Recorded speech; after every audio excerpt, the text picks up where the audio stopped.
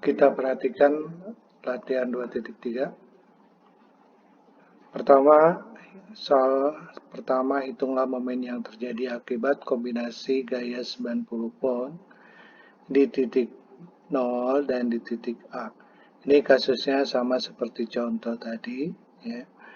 Nah, perhatikan ini ukurannya satuannya dalam inch. Untuk momen dalam satuan British kita menggunakan pound feet, sehingga dalam perhitungannya kita bagi dengan 12 karena kita tahu 1 feet sama dengan 12 inch. Nah, ketika kita menghitung momen di titik A, nah, 90 yang di sisi kiri itu jaraknya 8 inch, sama halnya untuk yang 90 di sisi kanan 8 inch juga. Perhatikan di sini 90 kali 8 per 12. Jadi perhitungan jaraknya langsung kita bagi dengan 12 inch 1 feet, sehingga satuan akhirnya ini adalah pound feet, ya. Jadi ini yang harus diperhatikan adalah satuan. Nah, oke, hasil perhitungan sini 90 kali 8 per 12 kita dapatkan 60 in. Kemudian di sini juga sama 60 in, totalnya 120 pound feet, ya. 60 pound feet tambah 60 jadi 120 pound feet. Nah, kemudian pada saat kita mencari di titik 0, perhatikan, ini jaraknya 4 in, yang satu ini jaraknya 12 in. Ya. Sehingga yang untuk yang sisi kiri ini 90 kali 4 per 12, untuk yang sisi kanan 90 kali 12 per 12. Oke, hasil akhirnya ini sama 120 pound feet, ya. Artinya, sebelumnya sudah kita jelaskan, untuk momen couple dengan nilai yang sama, gaya yang sama, yang berbeda arah, ya, itu dimanapun kita mencari, itu nilainya akan sama. Oke. Selanjutnya kita perhatikan, ya, ini sebuah pintu dorong, ya, yang berputar. Jika ada dua orang bersamaan, ya, dengan posisi seperti tampak gambar seperti ini membentuk sudut 15 derajat. Pertanyaannya, jika momennya ini yang terjadi 20 Nm, momennya sudah diketahui, ya, artinya momennya sudah diketahui, tetapi gaya yang harus kita cari nilai gayanya. Nah, perhatikan gayanya ini miring 15 derajat. Dalam perhitungan jarak yang sudah ada di sini 0,8 dan 0,8, maka kita ubah gaya komponennya ke komponen Y, ya, katakan ini sumbu Y-nya. Nah, kita tahu FY terhadap F ini adalah ini F cos 15, ya. Sehingga untuk mencari F itu FY dibagi cos 15. Nah, sebelumnya untuk mencari FY itu dari informasi momen, ya, bahwa momen itu kan FY kali jarak. Nah, jarak totalnya ini 2 kali 0,8, ya, jadi 1,6, sehingga FY-nya itu adalah momen dibagi jarak. Momennya kita tahu 25 dibagi 1,6, kita dapatkan FY-nya. FY-nya dapat, maka kita dapatkan F-nya dalam satuan Newton. Itu nomor 2. Kemudian perhatikan nomor 3. Nah, salah satu bagian pengujian pesawat, kedua baling-baling diputar berlawanan. Yang satu mendorong, yang satu ini seperti mendorong ke belakang. Nah, supaya kondisi ini statik, maka roda, ini kita lihat ada 2 buah roda A dan roda B, kita berikan pengereman supaya tidak terjadi berputar si pesawat tersebut, ya. Nah, artinya berapa gaya yang terjadi di sini itu tidak lain adalah jumlah momen yang ada di roda itu sama dengan jumlah momen yang ada di baling-baling.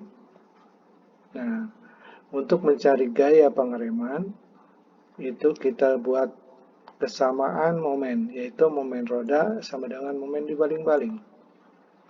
Yang kita tahu bisa kita hitung adalah momen di baling-baling ini 500 pound kali jaraknya ini 14 feet. Perhatikan satuannya ini sudah feet.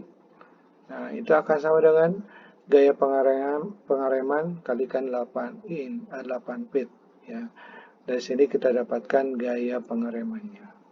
Oke. Nah, berikutnya untuk nomor 4, ini konsep yang sama seperti nomor 3. Ya. Sebuah kapal dengan mendorong ganda masing-masing propellernya 300 kN, tetapi diputar berlawanan. Ya. Ini untuk berbelok kasusnya. Tetapi jika kedua perahu, ada perahu kecil yang menahan supaya kapal tidak berbelok, nah, berapa kira-kira gaya dorong perahu tersebut? Nah, ini konsepnya sama, momen putar. Perhatikan untuk yang baling-baling kapal ini putarannya dia searah jarum jam dilawan oleh putaran perahu yang berlawanan arah jarum jam, di mana nilainya sama. Momen kapal perahu sama dengan momen dari propeller itu sendiri. Oke, yang sudah diketahui adalah propellernya nilainya 300 kN, ya, kali 12. Kemudian untuk mencari P artinya tinggal dibagikan jarak. Perhatikan jarak antara P ini tidak lain adalah 120 dikurangi 50, ini besarannya. Oke, berikutnya untuk nomor 5, ini adalah untuk memindahkan gaya yang ada ke titik 0. Ini kita menggunakan sistem couple gaya. Ya. Artinya target kita adalah seperti ini, memindahkan gayanya yang 10 kN di atas ke bawah.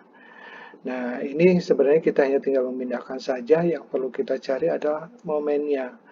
Artinya kita menghitung momen di titik 0 dari gaya yang sebelumnya yang berjarak.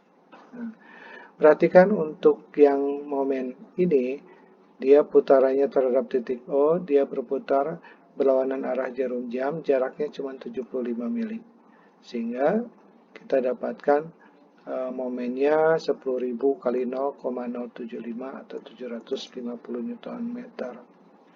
Oke, sama seperti nomor 5, nomor 6 ini kasusnya untuk sistem couple gaya yang dipindahkan dari titik A ke titik 0 dan ke titik B.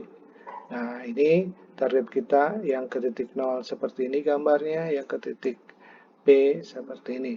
Nah, artinya kita perlu mencari momen di titik 0 dan momen di titik B, karena besaran gayanya selalu tetap. Ya. Nah, untuk mencari momen di titik 0 dan titik B, kita uraikan gaya yang ada, perhatikan antara Fx dan Fy. Kita cari Fx dan Fy-nya. Nah, untuk momen di O, Fx ini tidak mengakibatkan perputaran, hanya Fy-nya saja. Makanya untuk momen di 0 hanya Fy-nya saja. Ya, kita dapatkan momen di 0 itu 24 kN. Nah, sementara untuk yang momen di B, Fx dia berjarak 5, Fy yang berjarak 4. Perhatikan ini garis gayanya ke bawah, jaraknya akan sama 4, ya. Nah, sehingga Fy kali 4, Fx kali 5. Ya. Sehingga kita dapatkan setelah kita hitung momen di titik B sekian. Nah, artinya sistem couple gaya di titik B momennya 76, gayanya tetap 12 kN. Sementara di titik 0 momennya adalah 24 kN dengan gaya 12 kN. Terakhir nomor 7, pada saat dibalik ya, kondisi sistem couple gayanya yang diketahui, di manakah posisi di mana tidak ada momennya, ya, kita tidak gambarkan, ya. Ini sistem couple gaya hanya digambarkan menjadi satu. Ini targetnya. Perhatikan kenapa dia bergeser ke bawah.